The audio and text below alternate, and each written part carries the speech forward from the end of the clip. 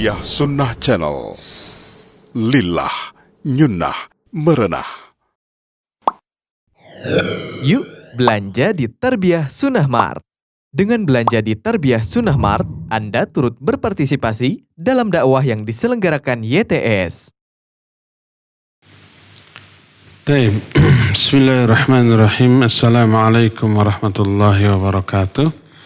Alhamdulillah, wassalatu wassalamu ala rasulillah wa ala alihi wa ashabihi wa mawalah wa ba'd. Alhamdulillah kita kembali berjumpa khusus untuk hari Jumat sore membahas masalah akidah dari kitab Al-Irsyad ila Sahih Al-I'tiqad. Kita sedang membahas rukun iman yang kelima, yaitu iman kepada hari akhir. Salah satu poin yang termasuk bagian dari rukun iman yang kelima ini adalah iman kepada tanda-tanda kiamat, tanda-tanda hari akhir. Kita sudah menjelaskan dua tanda besar, yaitu munculnya Imam Mahdi, yang kedua keluarnya Dajjal. Sekarang kita masuki tanda yang ketiga dari tanda besar dari hari kiamat. Ketiga ini adalah nuzul Isa bin Maryam, turunnya Nabiullah Isa bin Maryam. Turunnya Nabi Isa alaihissalatu wassalam ini, sebagaimana yang diisyaratkan oleh Al-Quran, sudah dikabarkan oleh Nabi alaihissalatu wassalam. Seorang yang as-sadiqul masduq.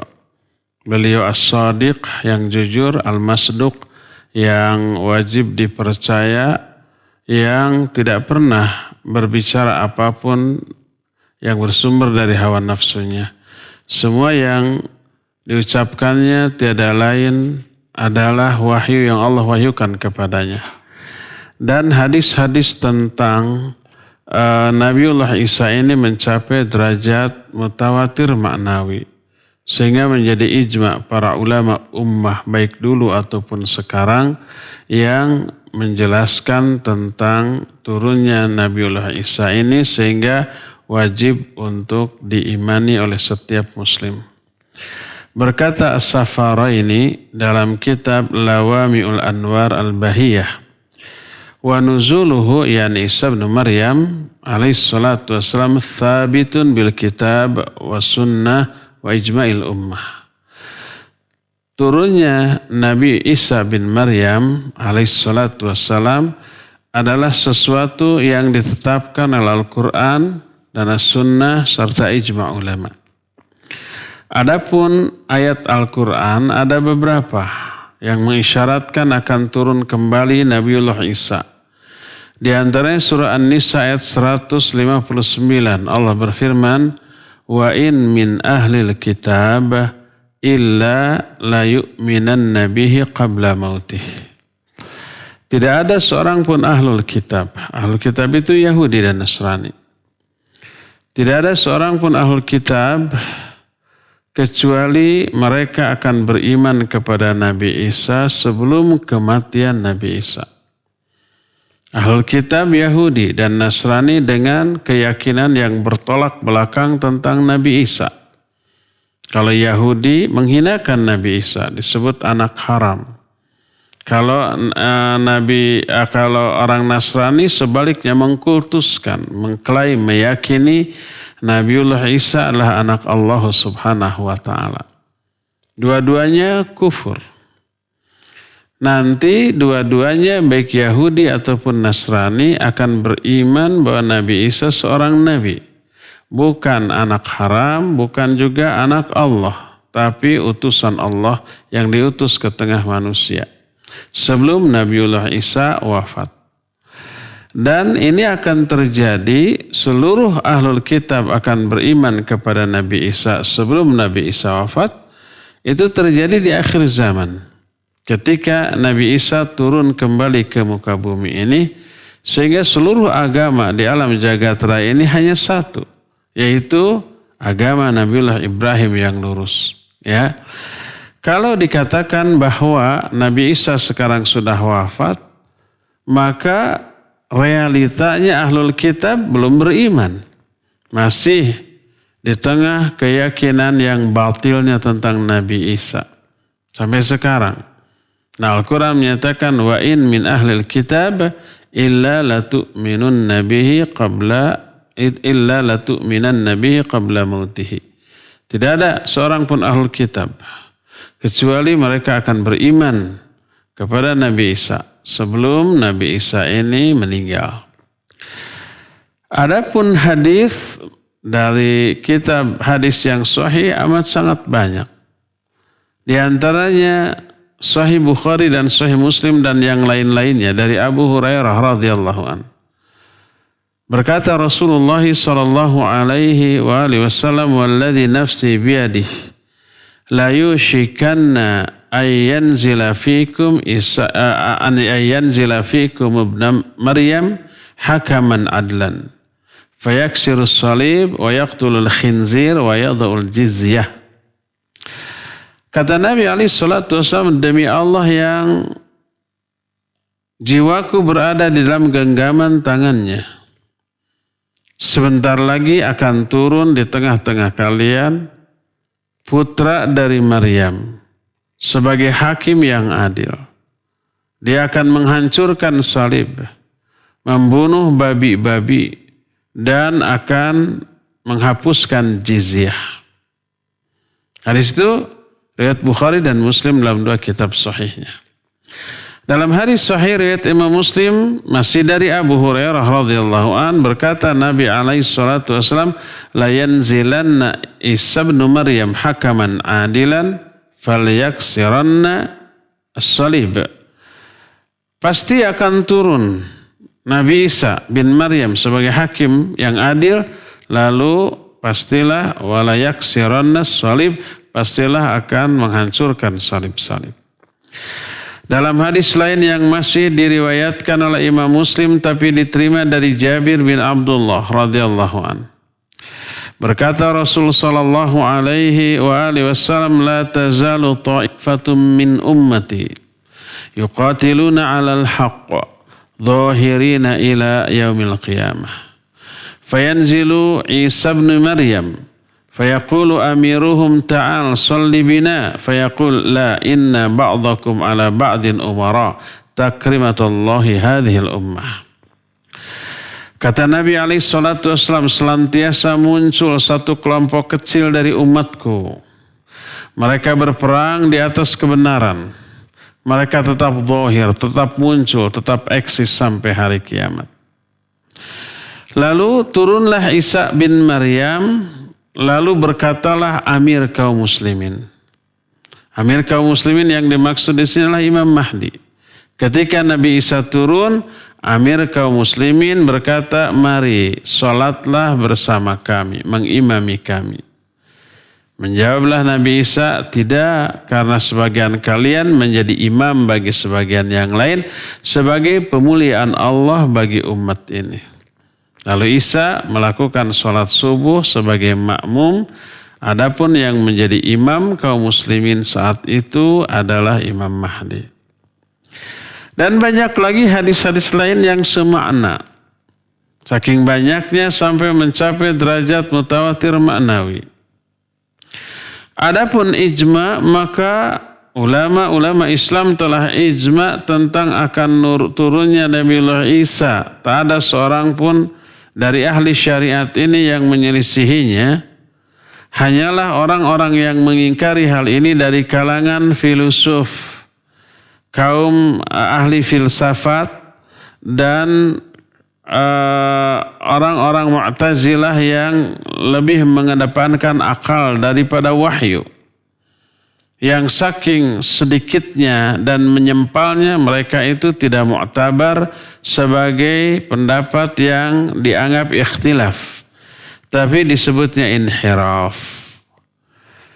Dan seluruh ulama telah ijma akan turunnya Nabiullah Isa dan akan menghukumi manusia dengan risalah yang dibawa oleh Nabi Muhammad SAW berdasarkan Quran Sunnah. Bukan membawa ajaran sendiri, ajaran Nabi Isa zaman baheula, bukan. Sekalipun kenabian tetap melekat pada dirinya, Nabi Isa. Tapi beliau ketika turun lagi diwajibkan untuk mengikuti Nabi Muhammad SAW dan beriman kepada Nabi akhir zaman ini. Lalu Imam Mahdi yang saat itu menjadi imam menyerahkan kepemimpinan kepada Nabiullah Isa. Sehingga Imam Mahdi menjadi sahabat Nabi Isa, pengikut Nabi Isa seperti sahabat-sahabat dan pendukung Imam Mahdi yang lainnya. Itu penjelasan As-Saffaraini. Ya. Berkata Syekhul Islam Ibn Taimiyah rahimahullahu ta'ala Majmul Fatawa. Kata beliau, wa Isa hayyun fis sama, lam yamut ba'd. Wa idza nazala minas sama, lam yahkum illa bil kitabi was sunnah la bisyai'in yukhalifu dhalik. Isa itu masih hidup di langit, belum meninggal.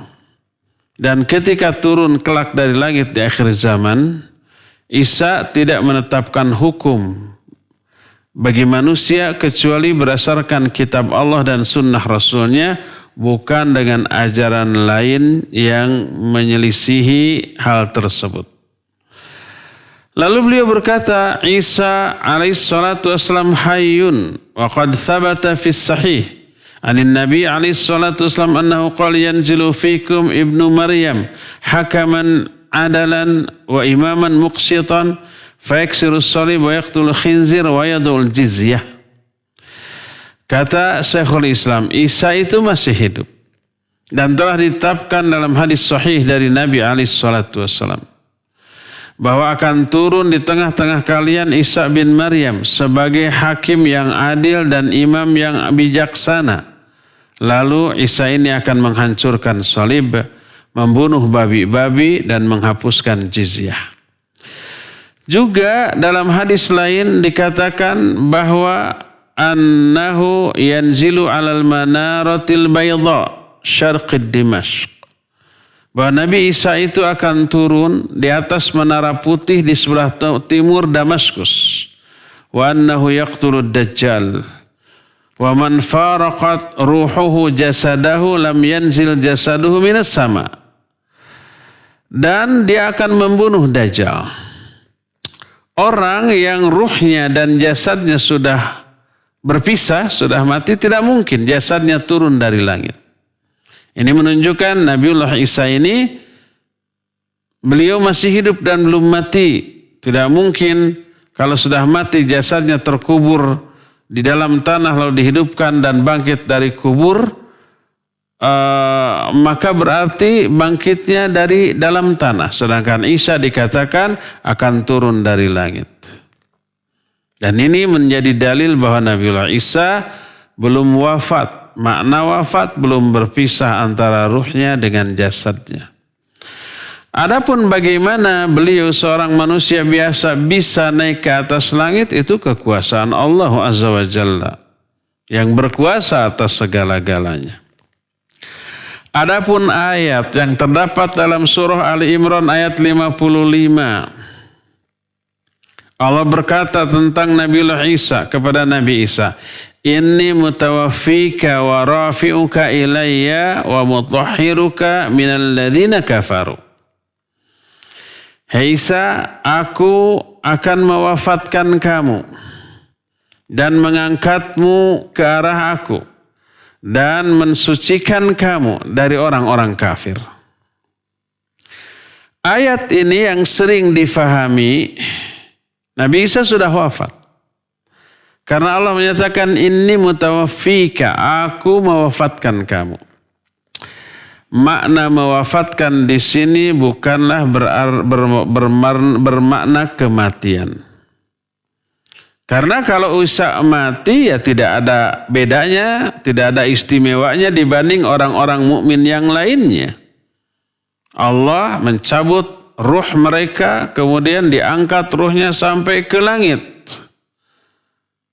Kalau Nabi Isa juga diwafatkan lalu yang diangkat ke langit adalah hanya ruhnya, itu bukan sebuah keistimewaan. Seluruh orang mukmin ruhnya setelah wafatnya diangkat ke langit.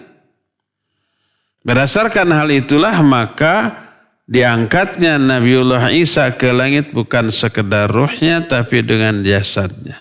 Kalau ruhnya masih ada dalam jasadnya berarti belum wafat, belum meninggal, belum mati. Demikian juga firman Allah, wa mutahhiruka minal ladzina kafaru, kami sucikan engkau dari orang-orang kafir.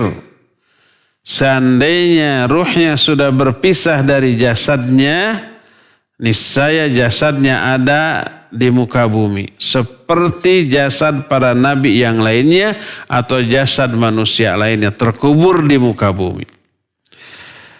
Padahal Allah berfirman dalam Al-Quran dalam surah An-Nisa 157-158, wa ma qataluhu wa ma salabuhu walakin syubbiha lahum wa innal ladzina ikhtalafu fihi lafi syakkim min ma lahum bihi min ilmin illa ittiba'adh dhann wa ma qataluhu yaqinan bal rafa'ahu Allahu ilaih. Kata Allah, orang-orang Yahudi itu tidak membunuh Isa, tidak menyalib Isa. Tapi yang dibunuh dan disalib itu orang yang diserupakan dengan Nabi Isa. Sesungguhnya orang-orang yang ikhtilaf tentang masalah itu, tentang masalah ini, mereka berada dalam keraguan tentang hal itu. Mereka tidak memiliki ilmu kecuali hanya mengikuti dhon. Dan mereka tidak yakin telah membunuhnya. Bal rafa'ahu Allahu ilaih, bahkan Allah mengangkat Nabi Isa ke arah dirinya. Yang dimaksud dengan Allah mengangkat Nabi Isa ke arah dirinya, maksudnya mengangkat seluruh bagian dari Nabi Isa, ya ruhnya ya jasadnya. Bukan hanya ruhnya semata-mata. Kalau hanya ruhnya semata-mata, semua orang mukmin yang mati ya ruhnya diangkat kepada Allah. Tapi disebut bahwa Nabi Isa diangkat kepada Allah Azza wa Jalla menunjukkan bahwa yang diangkat itu ruh dan jasadnya sekaligus. Dan ruhnya masih berada dalam jasadnya. Makanya Allah menyatakan, wa ma qataluhu wa ma salabuhu. Mereka tidak membunuhnya dan juga tidak menyalibnya. Seandainya Nabi Isa itu sudah wafat, pastilah Allah akan berfirman, wa ma salabuhu wa ma qataluhu wa ma salabuhu bal mat. Mereka tidak membunuhnya dan tidak menyalibnya, tapi mati. Ini saya akan begitu. Tapi tidak demikian. Allah menyatakan bahwa bal rafa'ahu Allahu ilaih. Allah mengangkat Nabi Isa ke arah dirinya. Oleh karena itu, ketika para ulama menyatakan inni mutawaffika, bahwa Allah berfirman, aku mewafatkanmu. Makna mewafatkanmu adalah qabiduka, ay qabidu ruhika wa jasadika. Artinya aku akan memegangmu, mengambilmu baik ruhnya ataupun jasadnya. Dan inilah makna wafat. Kalau orang Arab menyatakan tawafaitul hisab wastawafaituhu, aku umpamanya tawafaitul hisab. Artinya mengangkatnya atau menyempurnakannya. Dan tidak berarti diwafatkannya Nabi Isa itu terpisahnya ruh dan jasad dalam arti mati. Ya. Bahkan di dalam Al-Quran pun dikatakan bahwa bahwa tidur itu disebut oleh Al-Quran, disebut oleh hadis dengan sebutan wafat, bahkan mati. Tapi apakah ruh dan jasadnya terpisah? Tidak. Bangun lagi, hidup lagi. Allah menyatakan dalam surah Az-Zumar ayat 42, Allahu yatawaffal anfus hina mautiha wallati lam tamut fi manamiha. Allah lah yang mewafatkan jiwa ketika matinya dan mewafatkan jiwa ketika belum mati di dalam tidurnya. Dalam tidurnya diwafatkan. Makanya dalam surah Al-An'am ayat 60 Allah menyebut tidur dengan wafat. Allah bernyatakan huwallazi yatawaffakum bil-lail wa ya'lamu ma jarahtum bin-nahar. Allah lah yang mewafatkan kalian di malam hari dan Allah mengetahui apa yang kalian lakukan juga di siang hari. Mewafatkan di sini maknanya adalah menidurkan kalian. Oleh karena itu doa yang kita baca baik ketika akan tidur ataupun bangun tidur disebut dengan sebutan mati. Ketika kita akan tidur berdasarkan hadis sahih riwayat Imam Bukhari, Nabi SAW berdoa, Bismika Allahumma amutu wa ahya. Bismika dengan menyebut namamu, Allahumma ya Allah, amutu aku mati wa ahya dan aku hidup. Yang dimaksud aku mati di sini aku tidur. Dan yang dimaksud aku hidup nanti aku bangun lagi. Ketika bangun tidur apa ya doa yang kita baca? Alhamdulillahilladzi ahyana ba'dama amatana wa ilaihin nusyur. Alhamdulillah segala puji bagi Allah. Alladzi yang ahyana telah menghidupkan kami. Alhamdulillahilladzi ahyana ba'dama amatana setelah dia mematikan kami. Maksud menghidupkan kami di sini membangunkan, yang disebut setelah mematikan kami artinya apa? Menidurkan kami. Tidur pun oleh Allah disebut mati, disebut wafat. Tapi tidak terpisah antara ruhnya dan jasadnya. Oleh karena itu yang dimaksud dengan inni mutawaffika ay inni qabiduka ruhika wa badanika. Aku ambil kamu ruhnya dan jasadnya, ya. Lalu aku angkat ke langit. Berkata Al-Qadhi Iyad rahimahullahu taala, nuzulu Isa alaihi salatu wassalam wa qatluhu ad-dajjal haqqun wa sahihun inda ahli sunnah lil ahadithi sahiha fi dhalik wa laysa fil aqli wala fi syar'i ma yubtiluhu fawajaba itsbatuhu wa ankara dhalika ba'dul mu'tazilah wal jahmiyah wa man wafaqahum wa za'amu anna hadhihi al ahadith mardudah biqaulihi ta'ala wa khataman nabiyyin wa biqaulihi sallallahu alaihi wasallam la nabiyya ba'di wa ijma'il muslimin annahu la nabiyya ba'da nabiyina Muhammad sallallahu alaihi wasallam wa anna syari'atahu mu'abbadatun ila yaumil qiyamah wa la tunsakh wa hadha istidlal fasid. Kata Al-Qadhi Iyad, turunnya Nabi Isa dan Nabi Isa nanti akan membunuh Dajjal adalah sebuah kebenaran sahih menurut ulama Ahlus Sunnah. Berdasarkan hadis-hadis sahih tentang hal itu. Dan tidak ada alasan baik bagi akal ataupun bagi syariat untuk membatalkan hal ini atau menganggap batil terhadap keyakinan ini. Maka wajib menetapkan ini, meyakini ini termasuk bagian dari keimanan kita. Tapi hal ini diingkari oleh sebagian Mu'tazilah dan Jahmiyah dan orang-orang yang sesuai akidahnya dengan mereka. Selalu menggunakan, mendahulukan akal daripada wahyu.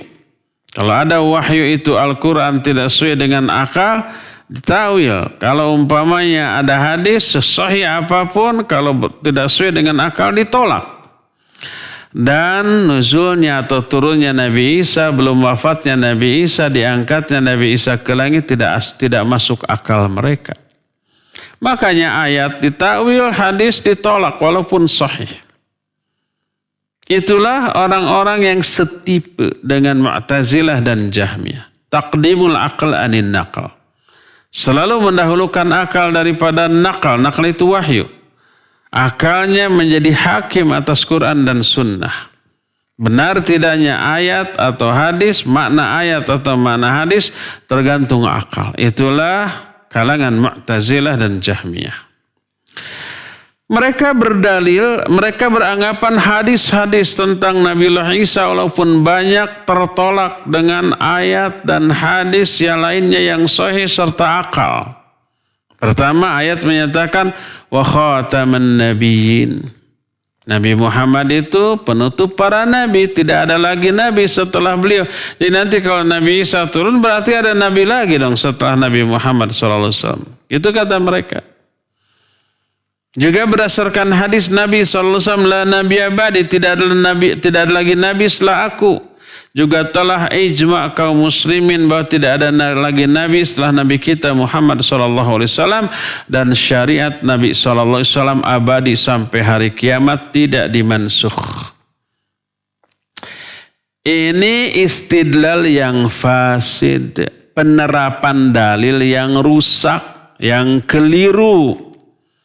Karena apa? Karena yang dimaksud dengan turunnya Nabi Isa bukan turun sebagai nabi baru dengan syariat baru yang memansukh, mengganti, menghapus syariat Nabi kita Muhammad SAW. Tidak.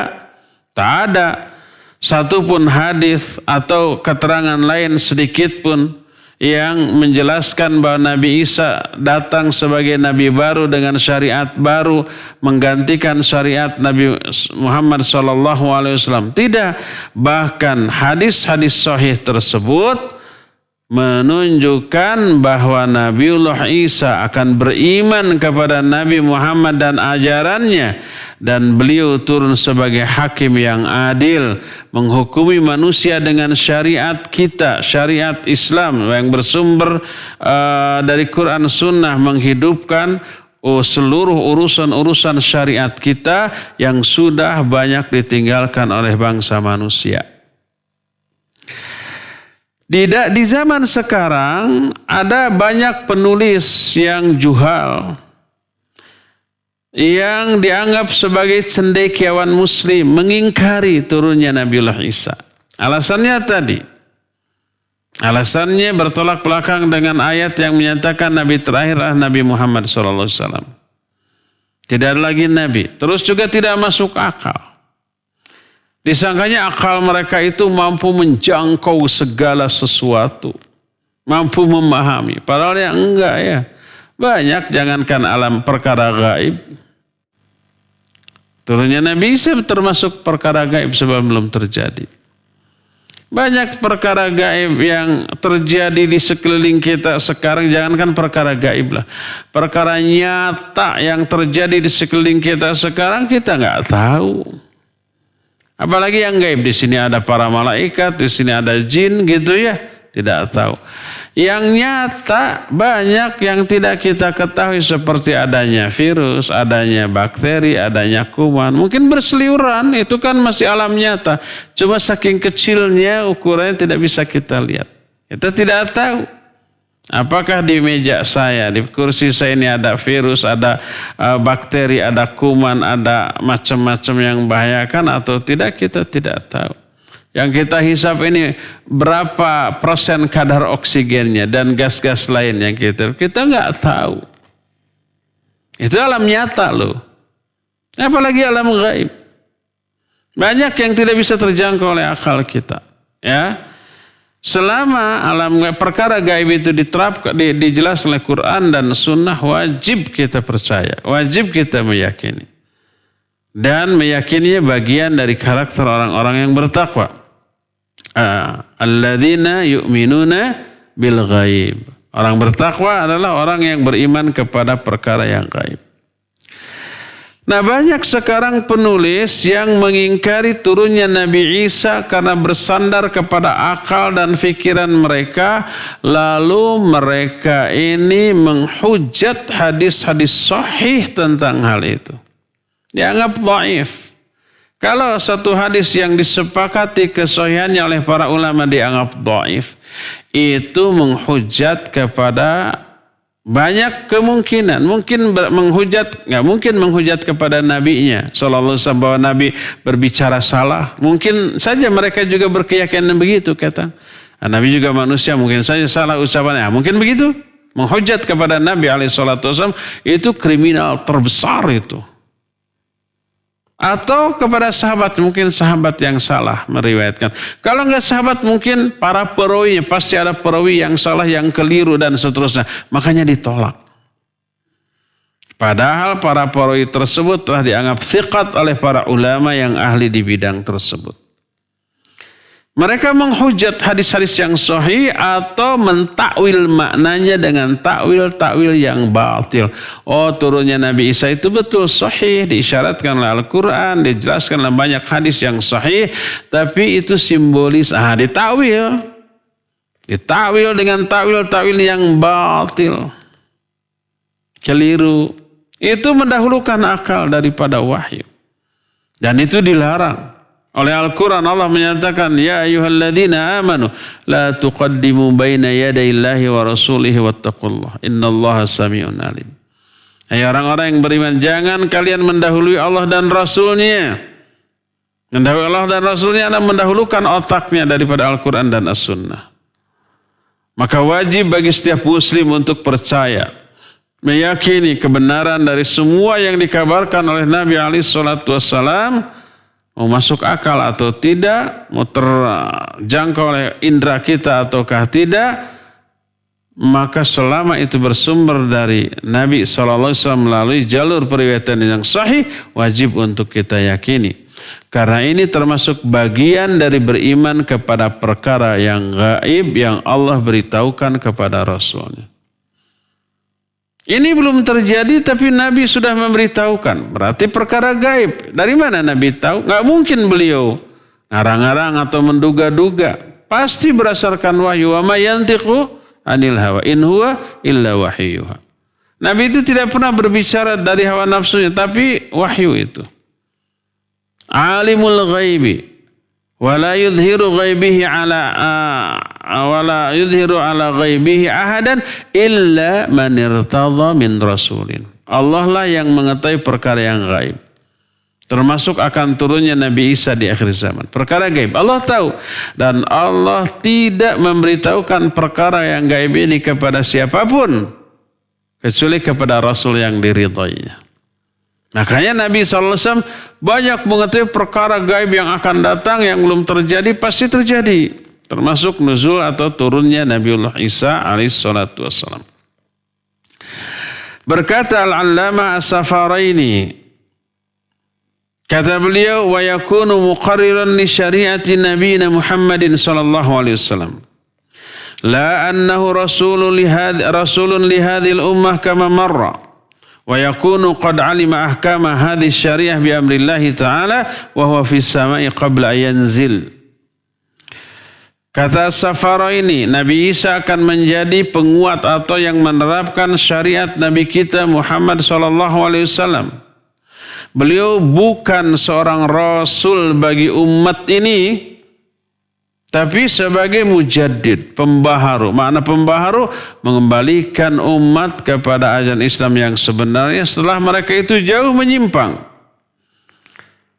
Maka jadilah Nabi Isa orang yang telah mengetahui hukum-hukum syariat ini atas perintah Allah ketika beliau di langit sebelum beliau turun ke alam dunia. Lalu masih berkata As-Safaraini, wa za'ama ba'dul ulama annahu binuzuli Sayyidina Isa ibn Maryam yurfa'u taklif wa hadha mardud lil akhbaril waridah annahu yakunu muqarriran li ahkami hadhihi syariah wa mujaddidan laha idh hiya akhiru syara'i wa nabiyuna Muhammad sallallahu alaihi wasallam akhiru rusul wa dunya la tabqa bila taklif. Fa inna baqa'ad dunya innama yakunu bimaqtadil taklif ila alla yuqala fil ard Allah Allah dzakarahu al-Qurtubi fi tadhkiratihi. Sebagian orang menyangka bahwa turunnya Nabi Isa akan menghilangkan taklif. Arti taklif itu sudah menghapus kewajiban. Nggak ada lagi kewajiban setelah turunnya Nabi Isa. Nggak perlu sholat, nggak perlu saum, nggak perlu melakukan ibadah gitulah. Ini pendapat yang mardud, yang tertolak. Berdasarkan keterangan-keterangan yang ada bahwa Nabi Isa itu justru untuk memperkuat, mewujudkan, mengaplikasikan syariat ini dan memperbaharui syariat ini. Maksud memperbaharui, tajdid, bukan mengadakan ajaran baru yang tadinya tidak ada, itu mah bid'ah. Tapi tajdid itu mengembalikan pemahaman dan pengamalan umat terhadap agama setelah mereka itu jauh menyimpang.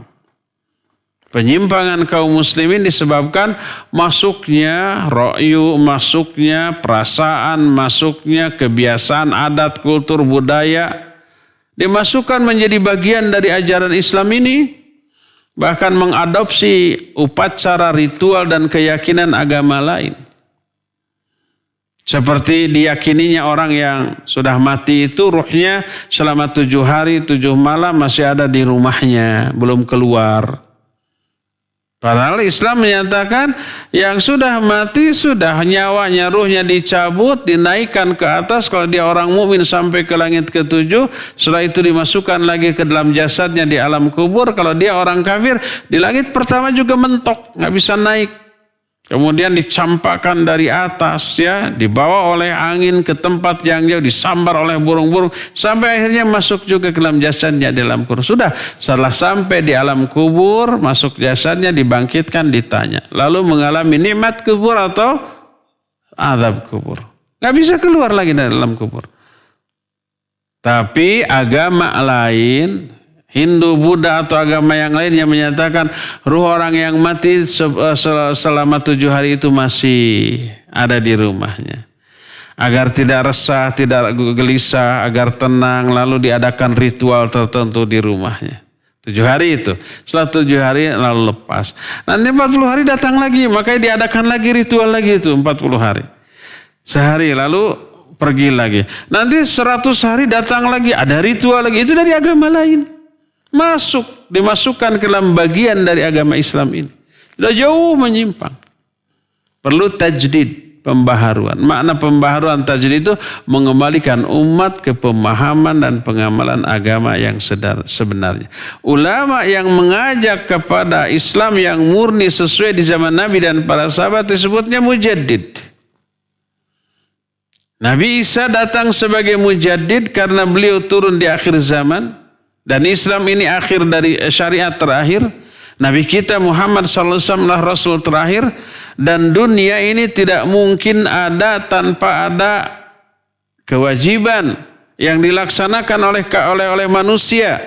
Karena adanya dunia itu hanyalah karena masih adanya peribadatan. Ketika peribadatan sudah tidak ada lagi orang yang menyebut nama Allah, maka kiamat. Berkata Rasul sallallahu alaihi wasallam, la taqumus sa'ah hatta la yuqala fil ardi Allah Allah. Tidak akan terjadi hari kiamat sehingga di muka bumi ini tidak ada lagi orang satupun yang menyebut nama Allah Allah. Semua keterangan itu dijelaskan Imam Al-Qurtubi dalam kitab At-Tadhkirah. Qala, masih kata Imam As-Safara ini, wa amma muddatuhu wa wafatuhu. Adapun lamanya hidup Nabi Isa setelah beliau turun dan kapan wafatnya dijelaskan dalam hadis yang diterima dari Abu Hurairah radhiyallahu anhu, diriwayatkan Imam At-Tabrani dan Imam Ibnu Asakir. Imam At-Tabrani meriwayatkan dalam kitab Majma'uz Zawaid. Imam Ibnu Asir menjelaskan ini dalam kitab Tarikh Dimashq. Bahwa berkata Rasul sallallahu alaihi wasallam, yanzilu Isa bin Maryam fayamkuthu finnas 40 sanah. Akan turun Nabi Isa dan beliau akan tinggal di tengah-tengah manusia selama 40 tahun.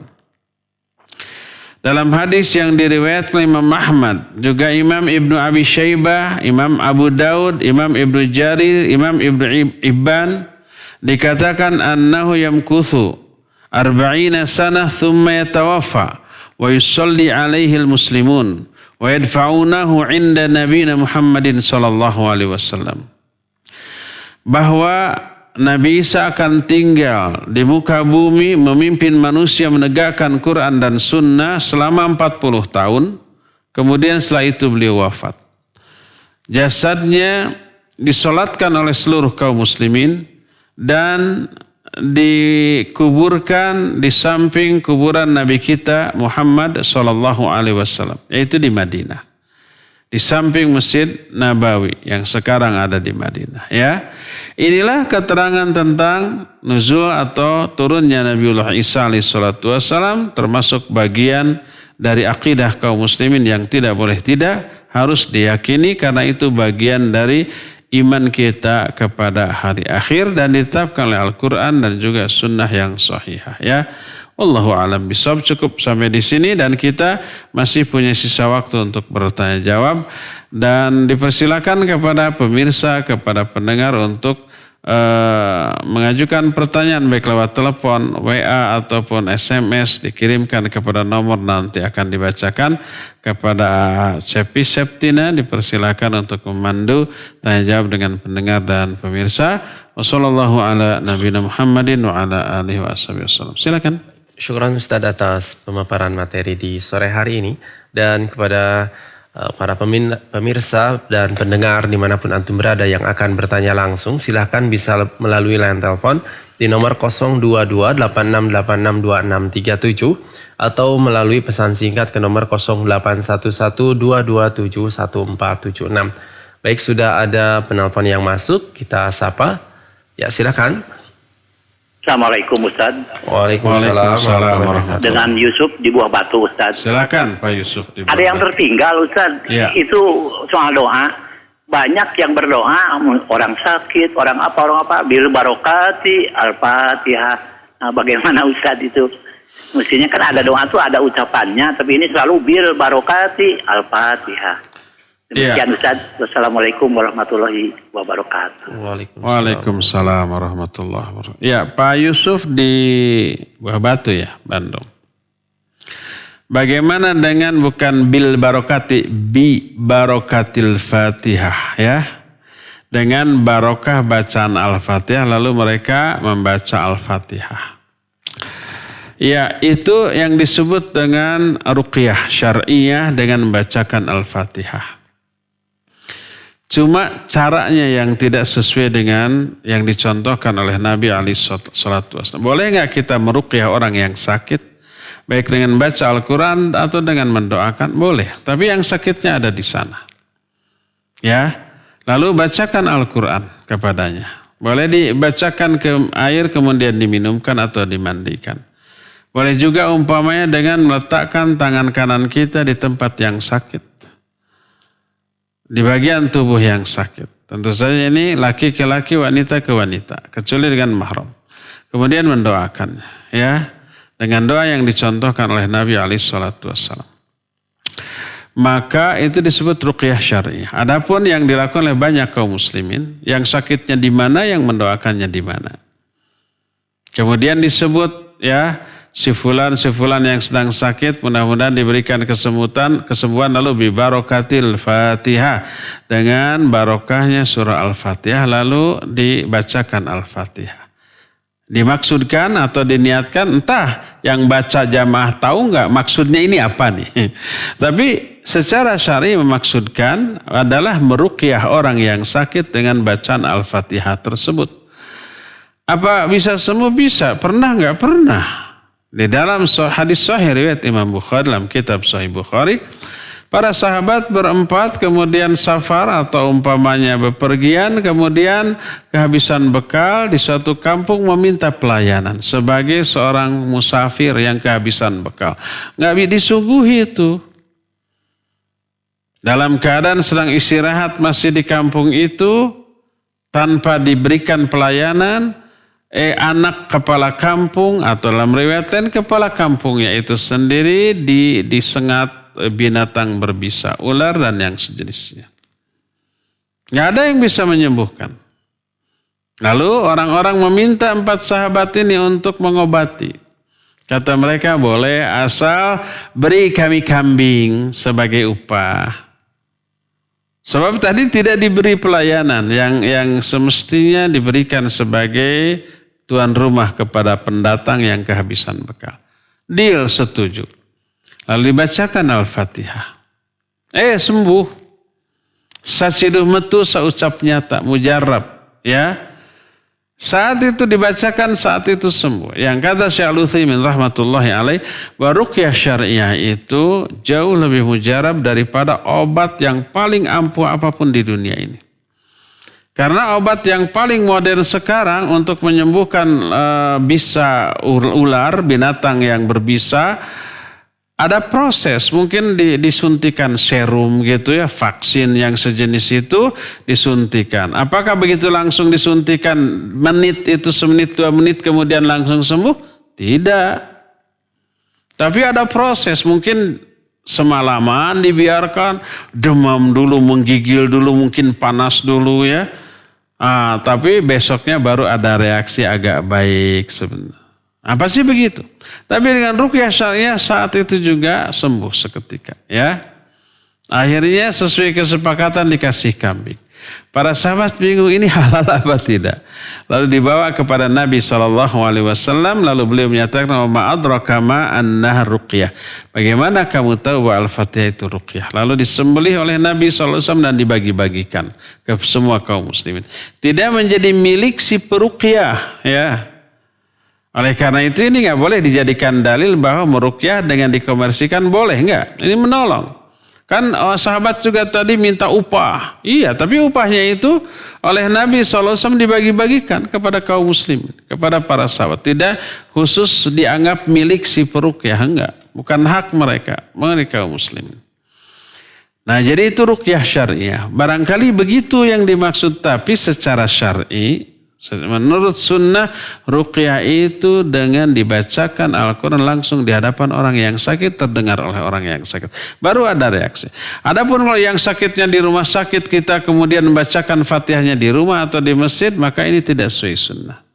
Lalu apa yang kita bisa lakukan kalau kita jauh dari orang yang sakit? Berdoa. Mendoakan kepada Allah agar penyakitnya diangkat segera oleh Allah SWT. Ya, demikian Pak Yusuf. Wallahu a'lam bishawab. Silakan lagi. Syukran Ustaz atas jawabannya. Kita kembali lagi ke penanya melalui line telepon. Ya, silakan, sudah masuk. Halo. Halo. Ya, silakan Bapak Pak. siapa di mana? Assalamualaikum. Waalaikumsalam. Ya. Barakallahu jami'an. Waalaikumsalam. Ya. Kan Afwan di luar tema karena ini berkenaan dengan zakat yang tadi pagi kita bahas. Jadi kan sebaiknya dianjurkan kita mendatangi amil zakat. Alhamdulillah sudah dilakukan. Cuma kebetulan di amil zakat ini ya sepertinya ada doa begitu doa. Nah, apakah kita mengikutinya atau bagaimana Ustaz? Atau kita diam aja dengan mengaminkan bagaimana sikap kita Ustaz? Demikian mohon penjelasannya. Wassalamualaikum warahmatullahi wabarakatuh. Jazakallahu khairan Ustaz. Ya, wa jazakallahu khairan. Waalaikumsalam warahmatullahi wabarakatuh. Siapa? Kurang jelas. Nggak menyebut nama ya. Iya. Sudah dibahas kemarin. Jadi ketika kita membayar zakat ke amil, ada doa yang diseremonialkan, diupacarakan. Pak, angkat dulu tangan, saya doakan dulu ya setelah ijab kabur. Lalu berdoa begini-begini. Doanya itu bagus, sangat bagus intinya ya. Cuma itu tidak bersumber dari Nabi SAW. Bahwa si amil harus mendoakan, ya diperintahkan oleh Al-Quran ya. Fasholli alaihim inna sholataka sakanun lahum. Doakan mereka, doakan orang yang memberi zakat. Karena doamu itu menenteramkan mereka. Fasholli, sholawatlah kepada mereka ya. Dan ketika menerapkan ayat ini Nabi SAW ketika menerima titipan zakat mendoakan dengan sallallahu alaik atau Allahumma sholli alaik, atau disebut namanya Allahumma sholli ala fulan, atau kalau itu sekeluarga dengan menyebut Allahumma sholli ala ali fulan ya. Ya Allah limpahkan salawat kepada si fulan ini. Itu praktek doa yang dibacakan oleh Nabi, disebutkan, dibacakan oleh Nabi SAW kepada orang yang menitipkan zakat. Dan itu adalah sebaik-baik petunjuk. Ya, fa inna khairal hadi Muhammadin sallallahu alaihi wasallam. Sebaik-baik petunjuk Nabi. Nabi mah berbicara dan mengamalkan begitu berdasarkan wahyu, ya. Kalau orang-orang berdasarkan ra'yu, ya, disusunlah susunan doa yang bagus, susunan kalimatnya indah, isinya bagus dan sesuai dengan situasi. penyerahan, penitipan zakat fitrah. Lalu didoakan. Itu bukan dari Nabi SAW ya. Terus bagaimana kalau kita didoakan begitu ya? Diam saja ya, diam saja. Allahu a'lam bishawab. Baik, syukran Ustaz atas jawabannya. Kita beralih dulu ke penanya melalui pesan singkat Ustaz. Masih berkenaan dengan zakat ini Ustaz banyak. Dan ini ada pertanyaan, saya punya pangkalan LPG. Modal awal 87 juta. Setiap bulan saya dapat untung kurang lebih 2,5 juta. Untung tersebut saya belikan perhiasan yang belum mencapai nisab. Pertanyaan saya, apa pangkalan LPG saya masuk dalam harta yang harus saya keluarkan zakatnya, Ustaz? Pangkalan LPG-nya, silakan. Iya, kalau tidak salah itu tadi pagi sudah nelfon.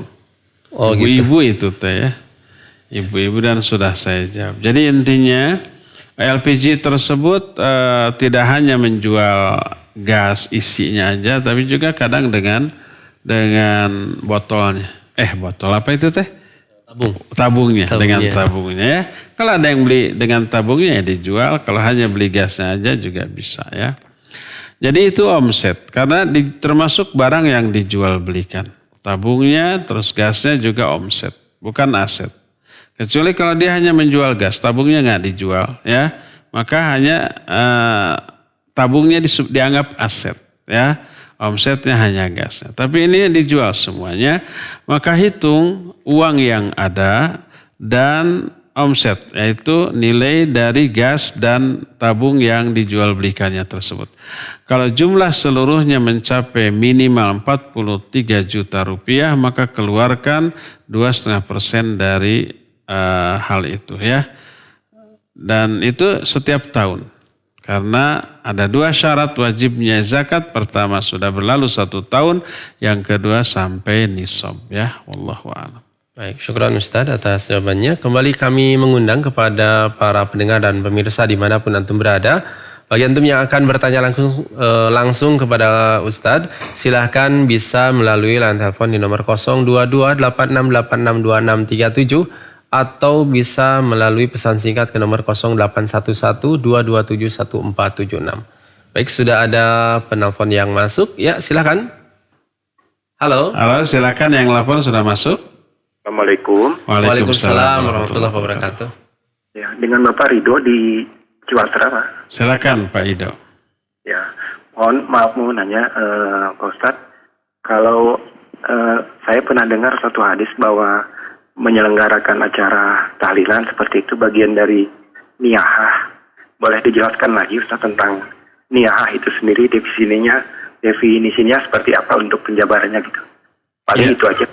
Syukran, jazakallah khairan. Assalamualaikum warahmatullahi wabarakatuh. Waalaikumsalam warahmatullahi wabarakatuh. Iya Pak Ido di Ciwastra, barakallah. Secara bahasa, niyahah itu artinya meratap. Makna meratap adalah menangis dengan kadar tangisan melebihi kewajaran. Teriak-teriak histeris gitu ya. Sambil umpamanya mengacak-ngacak rambut, menjambak atau memukul-mukul pipi, mengoyak-ngoyak pakaiannya. Kata orang Sunda, gugulingan lolong seran kayak gitu. Kayak anak kecil direbut mainannya. Itu namanya meratap, bahasa Arabnya niyahah. Termasuk niyahah adalah kumpul-kumpul dan makan-makan di rumah orang kematian. Itu termasuk bentuk dari niyahah yang dijelaskan oleh Rasul SAW. Dan ini termasuk dosa besar. An-naihatu idza lam tatub qabla mautiha. Wanita yang niyahah. Karena kenapa Nabi SAW menyebutnya wanita an-naihatu idza lam tatub qabla mautiha. Kalau dia itu tidak tobat sebelum matinya, maka akan diazab dengan azab yang sangat pedih. Kenapa disebut wanita? Karena umumnya yang niyahah, yang meratap, meraung-raung itu wanita. Karena mentalnya lebih lemah daripada laki-laki. Tapi kalau ada laki-laki yang melakukan hal ini, maka lebih besar lagi dosanya. Karena lebih tidak layak lagi dibanding para wanita. Para wanita aja terlarang. Apalagi laki-laki ya.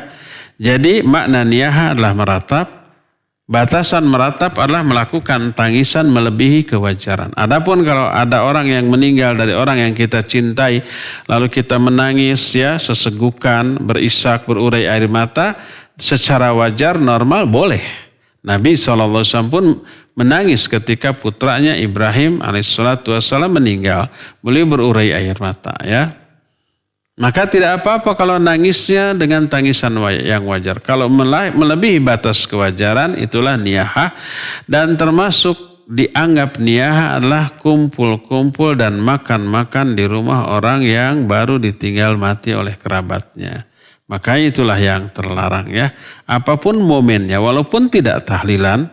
Tapi ngumpul di rumah orang yang kematian sehingga membebani keluarga tersebut ya sudah ada musibah ya harus mengeluarkan banyak orang untuk menyuguhi makan. Nah itu yang disebut dengan niyaha yang terlarang berdasarkan syariat Islam. Wallahu a'lam. Silakan lagi. Syukran Ustaz atas jawabannya. Kita kembali lagi ke penanya melalui line telepon di nomor 022 868662637. Ya silakan sudah masuk.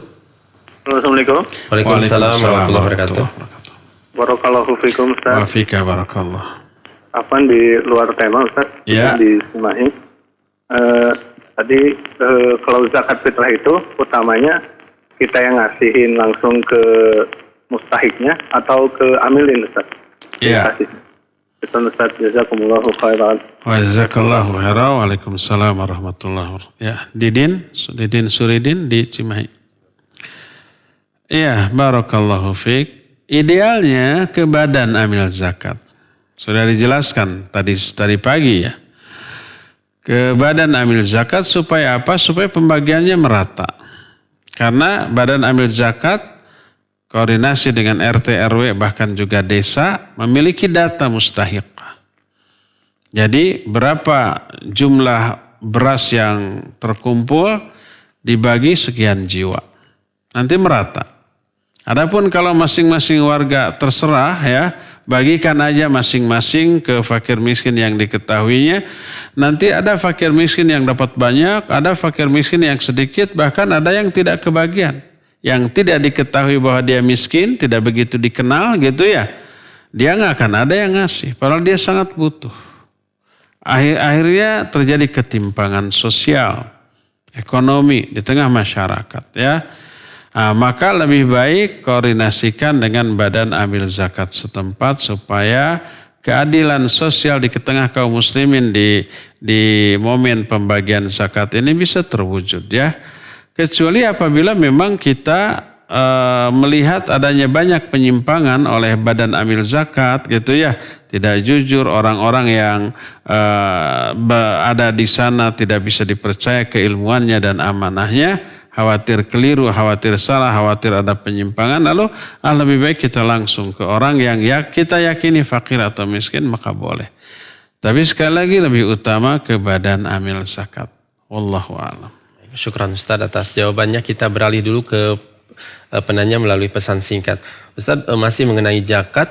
Jika dulu sebelum tahu ilmunya bahwa zakat harus dengan beras.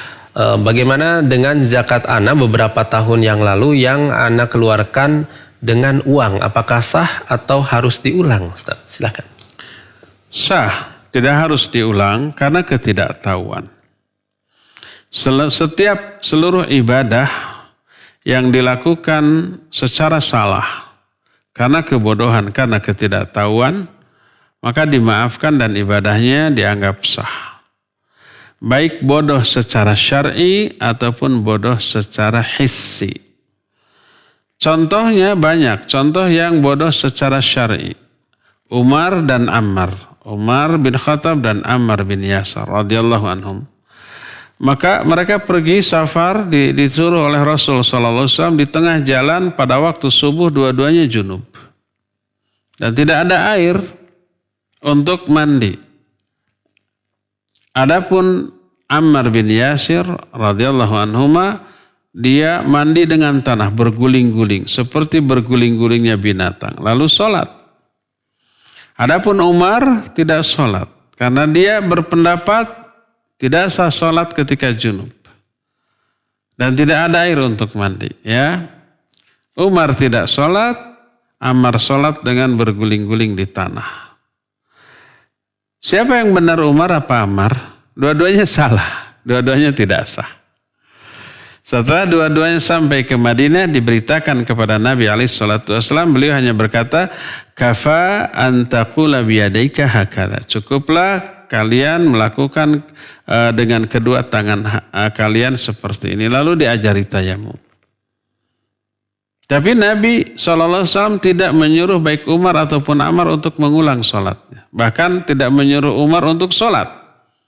Karena ijtihad beliau saat itu keliru, dan ijtihad yang keliru dikasih satu pahala dan kesalahannya dimaafkan. Ini contoh pertama. Contoh kedua, seorang sahabat namanya Muawiyah bin Al-Hakam. Dia mu'allaf, baru masuk Islam. Ikut sholat. Ketika sholat ada yang bersin. Oleh sahabat Muawiyah ini doakan yarhamukallah. Padahal lagi sholat. Jadi dia sudah tahu melalui pergaulan dengan para sahabat, kalau ada yang bersin didoakan yarhamukallah. Dia tidak tahu bahwa dalam sholat tidak boleh ngomong. Akhirnya didoakan. Para sahabat melotot kepada dia. Dipelototin begitu dia nggak enak. Lalu berkata, masya'nukum tanduruna ilayya. Ngapain kamu lihat-lihat saya? Ngomong dia dalam sholat. Belum tahu bahwa dalam sholat nggak boleh ngomong. Kalau sudah tahu itu batal. Lalu para sahabat menepuk-nepukan tangan mereka ke paha mereka, mengisyaratkan diam, lalu aku pun diam. Selesai sholat, demi Allah aku tidak pernah melihat orang yang lebih bijak, lebih lembut dalam memberikan teguran dan nasihat dibanding Rasul SAW. Beliau tidak memarahiku, tidak menyalahku, tidak menegurku. Beliau hanya berkata, inna hadhi sholah la yasluhu fiha min kalamin nas. Sesungguhnya sholat ini tidaklah layak dalamnya ada ucapan manusia. Ya. Nah jadi kalau tahu Muawiyah ini batal dan harus mengulang sholatnya. Tapi Nabi SAW tidak menyuruh Muawiyah untuk mengulang sholatnya. Menunjukkan dianggap sah dan kesalahannya itu dimaklumi karena ketidaktahuan. Ini contoh kedua itu adalah bodoh secara syar'i.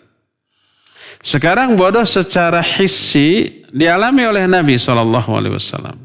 Beliau sholat dengan para sahabat dengan memakai sendal. Di tengah-tengah sholatnya beliau copot sendalnya.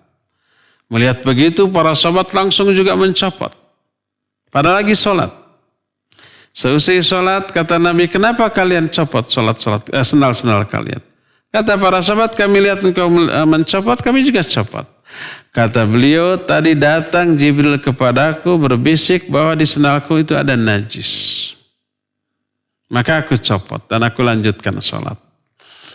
Jadi separuh dari sholat Nabi SAW, beliau sholat dengan ada najis di sendal. Tapi beliau tidak tahu. Ini yang disebut dengan bodoh secara hissi. Tidak tahu tentang realita yang dialami. Ada najis beliau tidak tahu. Ya, namanya juga manusia biasa. Malaikat Jibril tahu. Nah setelah diberitahu dicopot. Tapi sholatnya tidak dibatalkan, tidak diulang dari awal. Enggak, dilanjut. Menunjukkan selama sholat pakai sendal yang bernajis itu dianggap sah.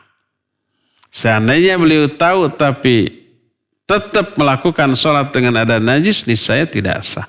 Tapi karena tidak tahu, maka dianggap sah dan tidak perlu diulang. Dan banyak lagi dalil lain yang menunjukkan sebuah ibadah yang dilakukan secara salah karena ketidaktahuan, maka kesalahannya diampuni dan ibadahnya dianggap sah. Adapun setelah tahu, maka wajib dirubah ya. Wallahu a'lam. Ya, syukran Ustaz atas jawabannya. Kembali kami mengundang kepada para pendengar dan pemirsa dimanapun antum berada. Bagi antum yang akan bertanya langsung kepada Ustaz, silahkan bisa melalui line telepon di nomor 022 86862637 atau bisa melalui pesan singkat ke nomor 0811 227 1476. Sambil menunggu penelpon yang masuk, ada pertanyaan melalui ada telepon yang masuk. Baik, silakan. Penelpon sudah masuk, silakan. Assalamualaikum Ustaz. Waalaikumsalam warahmatullahi wabarakatuh. Silakan. Siapa di mana? Pajajaran. Ijal. Silakan. Ustaz, begini, teman saya kemarin itu telepon saya, dia mau pinjam uang katanya. Uang itu dia jujur, uangnya itu untuk bayar cicilan dia kepada rentenir, kan? Dia melakukan dosa riba. Apakah perlu saya kasih, Ustaz? Itu Ustaz. Jazakallahu khairan. Assalamualaikum warahmatullahi wabarakatuh. Wa jazakallahu khairan. Waalaikumsalam warahmatullahi wabarakatuh. Ya, Ijal di Pajajaran, barakallahu fik. Kalau ada orang yang terjerat riba, baik bank ataupun rentenir, terus dia minta pertolongan kepada kita untuk membayarkan. Tolong apa tidak? Tergantung. Kalau dia tadinya waktu minjem tidak tahu bahwa itu dosa besar. Dosa riba itu bertingkat. Sekecil-kecil dosa riba, itu dosanya sebanding dengan bila seseorang melakukan perzinahan dengan ibunya. Waliyadzubillah. Zina itu dosanya sangat besar.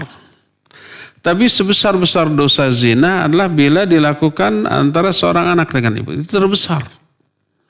Sekecil dosa riba itu, dosa riba yang paling kecil itu sebanding dengan itu. Jadi besar loh. Apalagi yang terbesarnya ya. Jadi waktu pinjam dia belum tahu, setelah itu tahu dan mau tobat. Dan ingin segera melunasi hutangnya.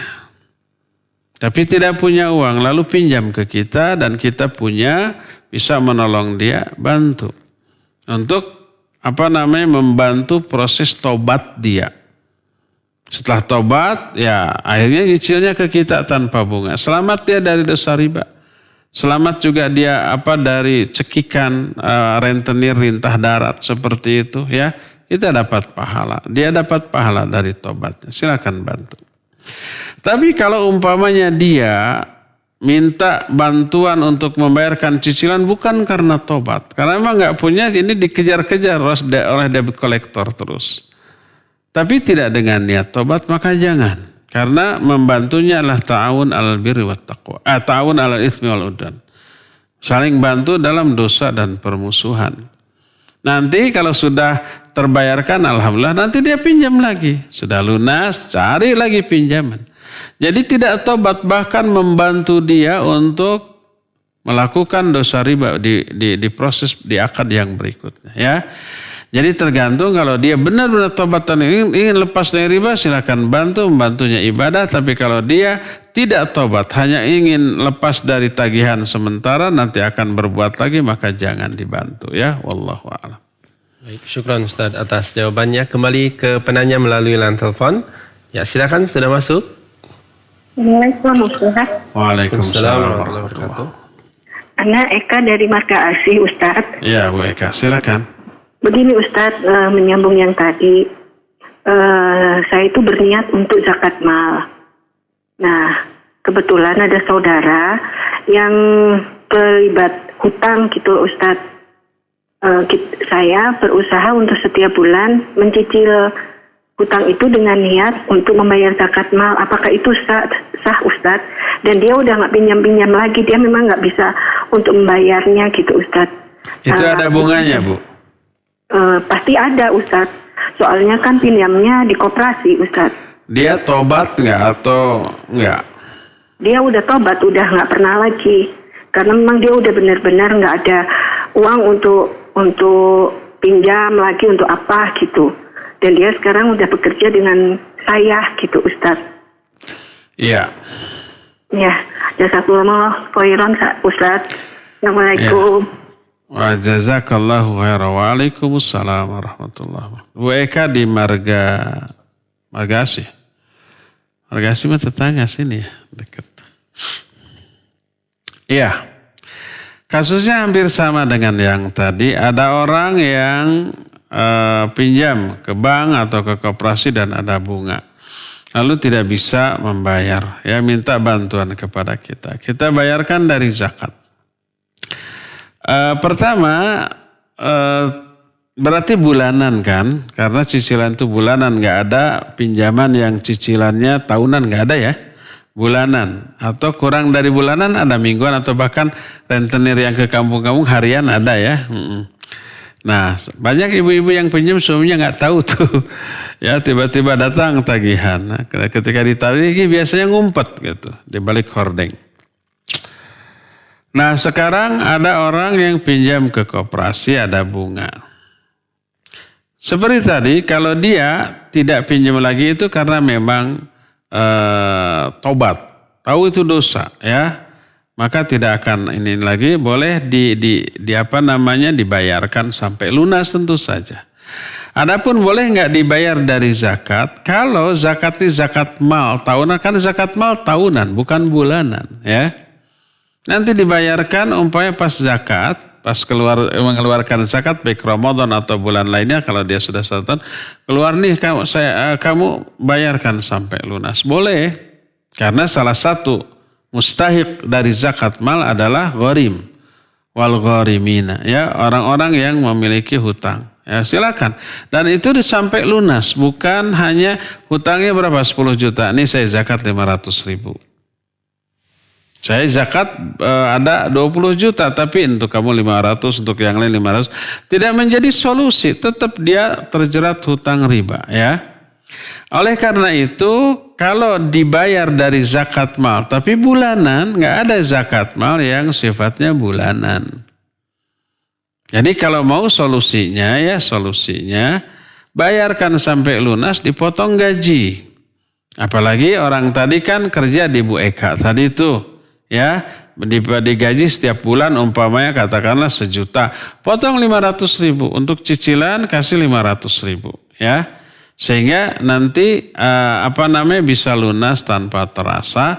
Nah, nanti kalau pas Ibu Eka bulan Ramadan sekarang ini, ya, mengeluarkan zakat mal, kasih ke dia, lunas itu sampai lunas, ya. Seperti itu. Adapun kalau umpamanya Bu Eka dengan niat mengeluarkan zakat mal bulanan, tidak ada zakat mal bulanan. Setiap zakat mal itu tahunan. Yang bukan tahunan ada, yaitu pertanian itu per panen. Tergantung panennya berapa bulan sekali, ya. Setiap panen dan sampai nisab zakat, setiap panen. Nah, itu bukan tahunan. Tapi untuk zakat mal ini selain pertanian itu adalah tahunan, ya. Jadi solusinya bayarkan hutangnya sampai lunas, potong gaji, gitu aja, ya. Wallahu a'lam. Baik, syukran Ustaz. Terakhir, ya. Baik, jawabannya kita kembali lagi mengangkat penanya melalui line telepon di nomor 02286862637. Baik, silakan. Assalamualaikum. Waalaikumsalam warahmatullahi wabarakatuh. Pak Ustadz, maaf saya mau tanya. Siapa Bu, di mana? Saya Ani dari Sukajadi, Ustadz. Iya. Ustadz, tadi saya dapat beras 4,5 kilo sama uang zakat, Ustadz. Jadi di situ dicantumkan saya sebagai penerima zakat. Iya. Padahal maksudnya secara ekonomi mungkin saat ini saya masih sanggup bayar zakat karena saya memang suami saya usahanya semenjak corona ini tidak berpenghasilan. Cuman alhamdulillah saya masih bisa jualan dan saya masih sanggup bayar zakat. Nah, ini baiknya... Sebentar, hasil jualan memenuhi kebutuhan harian tidak selama COVID ini? Ya, alhamdulillah kalau untuk makan sih alhamdulillah Ustadz. Ya. Bisa yang tidak ada untuk apa? Untuk beli mobil. Mobil mah udah nggak ada Ustaz. Buat maksudnya kayak kemarin kalau kayak bayar listrik masih ada yang bantu Ustaz gitu. Oh, berarti bayar listrik juga tidak tercover oleh hasil jualan? Iya Ustaz, gitu. Taib. Ya, sudah bisa ditangkap Bu. Ya, itu Ustaz, saya dengar live aja ya Ustaz ya. Iya, iya. Ya, jazakallah Ustaz. Assalamualaikum. Waalaikumsalam. Ibu Eka ya? Ibu Eka yang tadi. Ibu Anggi. Ibu Anggi di Sukajadi, barakallahu fiik. Iya, pandemi COVID-19 sekarang ini merubah kondisi ekonomi banyak orang yang tadinya mampu menjadi tidak mampu, yang tadinya tidak mampu semakin terpuruk ya. Ada yang tadinya kaya semakin kaya banyak. Siapa? Ya para pengusaha supermarket tuh. Wah, berjejal sekali ya. Para penjual sembako makanan itu panen itu ya. Nah, Bu Anggi suaminya sudah nganggur, mungkin di PHK atau dirumahkan, dan ini banyak yang bernasib seperti itu. Sehingga tidak ada pemasukan sama sekali ya, terasa oleh setiap orang. Nah, jadi nol. Nah, alhamdulillah istrinya kreatif, Bu Anggi kreatif dengan cara jualan. Hasil jualan untuk makan bisa, tapi ingat kebutuhan pokok dari sebuah keluarga bukan sekedar makan dan minum, tapi juga tadi ada listrik, ada air. Kalau internet bukan kebutuhan pokok, tanpa internet kita nggak akan mati ya. Tapi kalau tidak ada air, tidak ada listrik, tidak akan mati, tapi nggak bisa masak juga ya, susah masaknya. Jadi untuk listrik dan air termasuk kebutuhan pokok yang menjadi pengeluaran yang mau tidak mau harus dikeluarkan. Tadi dikatakan ada yang bayarin, berarti tidak tercover oleh hasil penjualan. Jadi walaupun ada penghasilan masuk kategori miskin. Ada penghasilan tapi tidak mampu mengcover seluruh pengeluaran. Sandang, pangan, dan termasuk sekarang ditambah listrik dengan air. Mungkin air masuk ke listrik ya karena pakai pompa jet pump, kemudian mempengaruhi pengeluaran listriknya ya. Maka saya melihat nggak apa-apa ibu menerima uang itu. Zakat baik fitrah ataupun zakat mal tidak apa-apa, tanpa harus merasa rendah atau malu gitu nggak masalah ya. Kecuali kalau semua kebutuhan pokok termasuk listrik, termasuk air, termasuk sandang dan pangan gitu ya sudah terpenuhi dengan hasil usaha jualan tadi, maka boleh ditolak. Maaf saya tidak termasuk mustahik ya, saya tidak berhak, maka tidak boleh. Itu pertama. Kedua, kalau toh ibu sendiri secara pribadi ada penghasilan, maka bapak termasuk mustahik Bu. Hasil jualan ibu adalah harta ibu. Adapun bapak tidak memiliki pemasukan apapun, kasih ke bapak. Nanti oleh bapak dikasih lagi ke ibu boleh saja gitu ya. Jadi saya pikir terima saja dan halal bagi ibu ya. Cukup sampai di sini, insya Allah kita ini terakhir ya, tidak ada lagi kajian setelah ini. Besok lusa kita libur, tinggal untuk kajian selanjutnya dimonitor saja terus dari BC dan juga dari radio, pengumuman di radio ya. Subhanakallahum bihamdik asyhadu an la ilaha illa anta astaghfiruka wa atubu ilaik walhamdulillahirabbil alamin. Wassalamualaikum warahmatullahi wabarakatuh.